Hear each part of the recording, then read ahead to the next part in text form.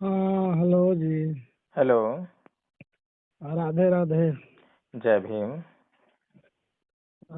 हम संजय मिश्रा बोल रहे हैं। जी। कुछ वर्ण व्यवस्था के बारे में जो है सो बात करना चाह रहे थे, डिबेट करना चाह रहे थे। डिबेट करना चाह रहे थे। हम्म। वर्ण व्यवस्था तो आप अच्छी तरह जानते हो, तो उसमें क्या डिबेट करोगे आप? तो जीत ही नहीं, जाओगे आप आप डिबेट में ही। तो। हेलो। हाँ जी। हाँ, वर्ण व्यवस्था के बारे में जैसे कहा जाता है कि वर्ण व्यवस्था आप लोग या जो भी है कहते हैं कि ब्राह्मण लोग लाए हैं, तो ये वर्ण व्यवस्था पर थोड़ा सा डिबेट करना चाहते हैं। बताइए। डिबेट तो खैर मैं नहीं कर पाऊंगा, क्योंकि डिबेट में हार जाता हूँ। हार जाते हैं आप तो हाँ। मैं मतलब। तो सिर्फ आपसे बातचीत कर सकता हूँ। अच्छा, ठीक है। हम्म। जैसे आपके मत से क्या है कि जो वर्ण व्यवस्था है वो मतलब ब्राह्मण लोग लाए हैं। और सुनते हैं जो इधर भी मतलब हमारे तरफ भी सब कहते हैं कि ब्राह्मण लोग वर्ण व्यवस्था लाया है। हम्म। इस पर आपका क्या कहना है? इस पर कोई भी आदमी जो निष्पक्ष तरीके से जांच करेगा और हिंदू धर्म ग्रंथों को पढ़ेगा, तो वो उसमें यही पाएगा कि सबसे ज्यादा जो फायदा हो रहा है इसमें, इस वर्ण व्यवस्था के होने से, वो ब्राह्मण समाज को हो रहा है। जो ब्राह्मण तो हरदम भीख ब्राह्मण। मांग कर जैसे जीवन यापन किया है। ब्राह्मण तो हरदम जैसे देखते मिश्रा हैं कि। जी, सुनिए थोड़ा हाँ। सा। हाँ, हेलो। अगर भीख मांगने से और हम्म। उसको जो है सोने और चांदी, गाय, जमीन जायदाद मिलती है, हम्म। देश की सत्ता मिलती है, देश की सत्ता में कोई भी विराजमान हो उसके ऊपर भी अपना अधिकार जमाने का उसको जो हक मिलता है, तो उसको क्या परेशानी होगी बताइए मुझे।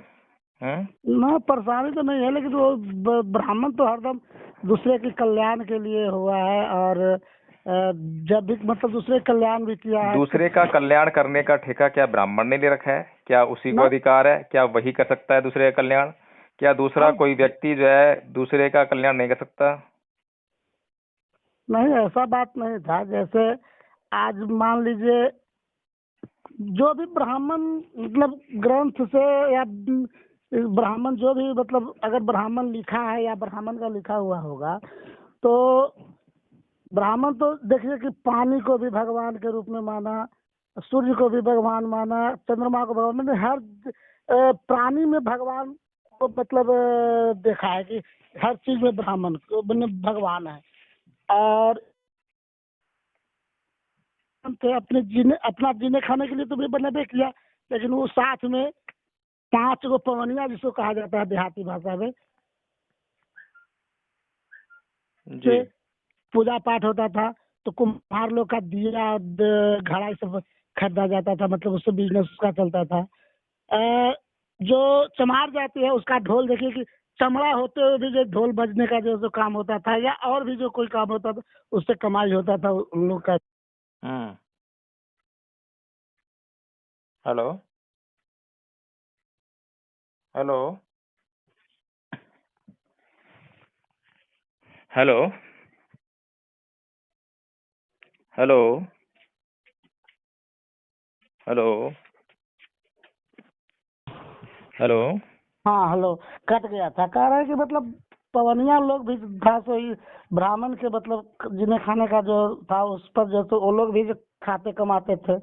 ऐसा तो नहीं था। तेली से लेकर बढ़ई, लोहार, मतलब कुम्हार, हर लोग कमाते थे। तो ऐसा कोई तो ब्राह्मण तो ऐसा कुछ नहीं किया जो कि अपने लिए केवल किया। वो सबको जीव को मिश्रा जी, भगवान, हर जीव में भगवान को देखा है। आपका नाम क्या है मिश्रा जी? संजय कुमार मिश्रा मेरा नाम हाँ है। हाँ, संजय कुमार मिश्रा जी। हाँ। आप बहुत अच्छे व्यक्ति लग रहे हैं मुझे। हाँ, हम मतलब देहात के रहने वाले हैं हमारे हाँ यहाँ। जी, हाँ जी। और मुझे लग रहा है कि आपके अंदर जो है हाँ। जानने की जिज्ञासा है। हाँ, जानने की जिज्ञासा है। और सोचते हैं कभी कभी हमारे गांव में भी बहस होता है हम लोग को। हाँ। तो हम लोग। आपको मैं जो है एक उदाहरण देता हूँ। हम्म। वही आदमी है, उसी वर्ण का आदमी है, हम्म। और उसी वर्ण के आदमी ने, मैं वर्ण की बात कर रहा हूँ, आदमी तो अलग है, लेकिन हेलो। उसी उसी वर्ण के किसी व्यक्ति ने आपके हिंदू धर्म ग्रंथ लिखे, एक तरफ आपके हिंदू धर्म ग्रंथ हैं जो कि ब्राह्मणों के द्वारा लिखे गए, ठीक हाँ है। हाँ दूसरी तरफ जो है उसी वर्ण के व्यक्तियों ने बौद्ध धर्म ग्रंथ भी लिखे, हाँ, ये है ना। हाँ अब अगर आप जो है हिंदू धर्म ग्रंथों को देखेंगे तो उसमें ब्राह्मण की उच्चता को स्थापित करने का प्रयास किया है, हाँ ब्राह्मण को सर्वोच्च बताने का प्रयास किया है, ब्राह्मण की पूजा करने के लिए कहा गया है। ब्राह्मण चाहे कितना भी गुणहीन हो लेकिन तब भी उसकी पूजा करनी चाहिए, और शूद्र कितना भी प्रवीण क्यों ना हो, गुणवान क्यों ना हो, तब भी जो है उसकी पूजा नहीं करनी चाहिए, तब भी उसका तिरस्कार करना चाहिए, ऐसा हिंदू ग्रंथ कहते हैं। लेकिन वहीं पर जो बौद्ध धर्म ग्रंथ लिखे गए ब्राह्मणों के द्वारा, आप उसमें देखेंगे कि वहां पर जो है इस तरह की कोई भी बात नहीं मिलेगी आपको देखने के लिए। वहां पर सिर्फ और सिर्फ धर्म की बात होती है, आचरण की बात होती है, सदाचार की बात होती है, सील की बात होती है, मनुष्यता के कल्याण की बात होती है। तो आपसे मेरा यह अनुरोध है कि आप थोड़ा सा इस विषय में थोड़ा अध्ययन करें आप। नहीं तो सुनिए ना, तो हम ये जानना चाह रहे हैं, मैं जानना कि मैं आपको बताना भी चाहते हैं, जानना भी चाहते हैं। जैसे ब्राह्मण पहले जो है सो मतलब कहने का मतलब है कि सात्विक विचार का ब्राह्मण होता था। आज चाहे जो भी करे, आज भी ब्राह्मण हुआ तो समाज भी धीरे धीरे भी खत्म हो रहा है इनमें हुआ। लेकिन पहले का जो ब्राह्मण जो कहा जाता है, असली ब्राह्मण जो कहा जाता है, वो सात्विक विचार का होता था। मतलब उसके अंदर में मतलब छल प्रपंच तो होबे नहीं करता था, वो तो बात है। लेकिन उसके बाद भी जैसे न वो मांसाहारी था, न वो जैसे प्याज लहसुन खाता था, नहीं न नहीं मिश्रा जी, हाँ। जो ब्राह्मण है हम्म। वो जो है हमेशा, ब्राह्मण जो है बुद्धिमान तो रहा है, हाँ, बुद्धिमान तो लेकिन उसमें कभी भी उसने ये नहीं लिखा है कभी किसी धर्म ग्रंथ में कि ब्राह्मण जो है नकली भी होता है। कहीं लिखा है किसी धर्म ग्रंथ में? न सिर्फ ब्राह्मण लिखा है, सिर्फ हम्म। वर्ण की बात कही है। हाँ। नकली और असली की तो बात कहीं कही नहीं है कि नकली भी होते हैं। नहीं, नकली अकली यहाँ पर ये कर रहा है। जैसे जो सात्विक विचार, अब तो जैसे मतलब समाज चल रहा है, तो धीरे धीरे जानते होंगे, आप भी जानते हो कि प्याज लहसुन मांस मदिरा सभी ब्राह्मण खाने लगे हैं, मतलब ढेर ब्राह्मण खाने लगे हैं। तो उनका नहीं विचार, तो इसमें मिश्रा जी प्याज लहसुन और मांस खाने में क्या बुराई है, ये बताइए मुझे तो पहले आप। हाँ ये बताते हैं, यही बात है। जैसे जिस तरह का भोजन, पहले तो भोजन, इतना भोजन में गुण है कि जिस तरह का भोजन आप कीजिएगा उस तरह का आपका अंदर का विचार जैसे पैदा होगा। ये अच्छा तो मुझे एक बात बताइए, हाँ, क्या आप कोई वैसी चीज खा सकते हैं जो खाने योग्य ना हो? खाने योग्य नहीं हो तो कहने का मतलब मांस मैं ये तो पूछ रहा हूँ कि क्या आप जो है, या हाँ। कोई भी प्राणी, हम्म। इस जगत का कोई भी प्राणी उस हम्म। वस्तु को खा सकता है जो खाने योग्य ना हो? खा सकता है क्या? नहीं तो हम तो लगता है कि मनुष्य ऐसा चीज है कि जो सभी चीज को खाता है। नहीं वो बाद में बात करेंगे, पहले अच्छा। मैं बात कर रहा हूँ खाना, भोजन। भोजन क्या है, हाँ हाँ। भोजन की परिभाषा क्या है?